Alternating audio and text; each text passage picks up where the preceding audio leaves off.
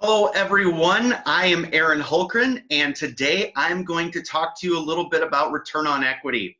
So, return on equity is probably not as widely talked about as like cash on cash, IRR, that kind of thing. But it's a really, really important analysis as a buy and hold investor to understand and to calculate and make sure that we are optimizing our portfolio. So, I am not an accountant or a CPA, attorney. All this is for educational purposes. Hope you enjoy.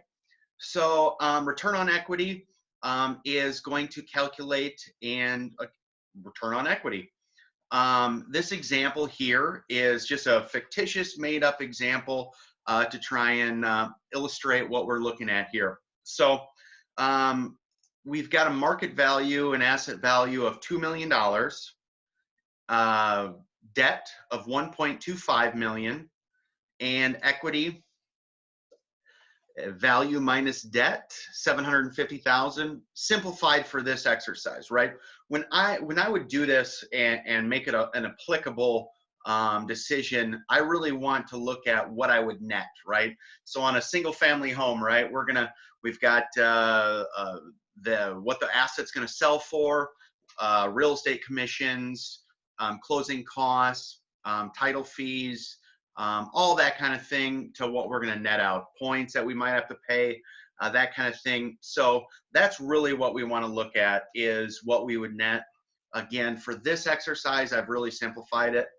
This example, this formula works for anything from a single family home to a apartment complex, office building, anything in between, right? So again, equity, we're going to need to know what our cash flow is, not our net operating income, but what our actual cash flow is. Okay, so what we take home essentially after all bills, we've serviced the debt, everything. What is our cash flow? Okay. The other thing we're going to need to know to calculate this is annual principal reduction. Again, simplified for this example, but how much debt are we paying down on an annual basis? Okay. Annual appreciation for each different asset class is going to look much different. If we're going to look at a single family home, we're going to call a realtor, get a BPO, pull comps ourselves. On commercial properties, we're going to look at cap rates and how cap rates are changing, how we're forcing the appreciation of the asset, that kind of thing, to look at what our annual appreciation is on that particular asset. When is a good time to look at return on equity? I do it annually, and in a commercial property, I just pick a time, look at it. The end of the year is always a great time. In the single family home space, when you have a tenant move out, that's the perfect time. Or you've got notice that a tenant's going to be moving out in 45, 30 days, something like that.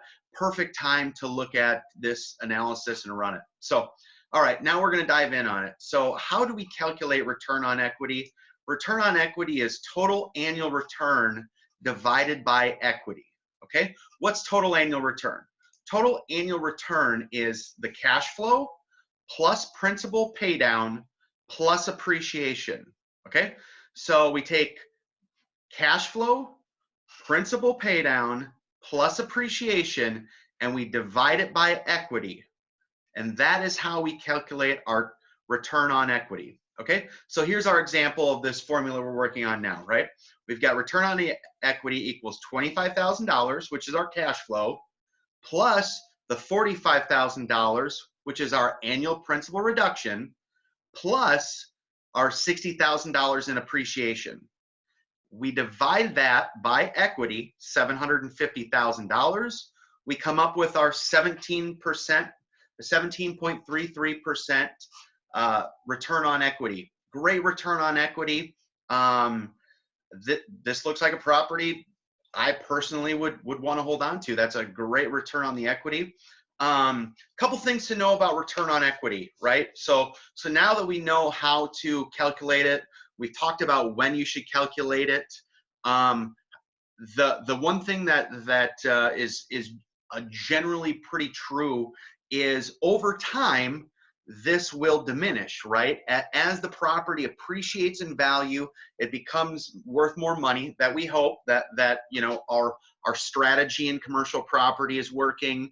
We bought in an appreciating neighborhood in the single family home space, right? So our property is appreciating and we're reducing the principal balance, which is growing. Therefore, we will generally see a diminishing return on equity. What does that mean? So there could be a point in time when our return on equity goes lower than what we're able to do and outperform, right? So could we take that money, that locked in equity, and move it into another asset where we can get a better return on it? One of the other ways that we can increase our return on equity outside of just disposing of the asset is a cash out refinance, right? We're seeing a diminishing return on our return on equity. Rates are good, cash flows well. We like the cash flow, we like the property. Boom, we can look at doing a cash out refinance, pull some of that equity back out that we can deploy into another asset, another investment, something like that. And that potentially can increase our return on equity. So again, return on equity, a great analysis to look at. I love buy and holds. I'm a buy and hold investor. But again, we're constantly analyzing this to make sure that we are getting returns that that make sense for our portfolio.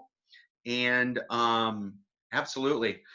So like this video, comment, share it. Appreciate you spending your time with me. If you have any questions, boom, comment, and I will try and get those answered. Thanks for watching and have a good day.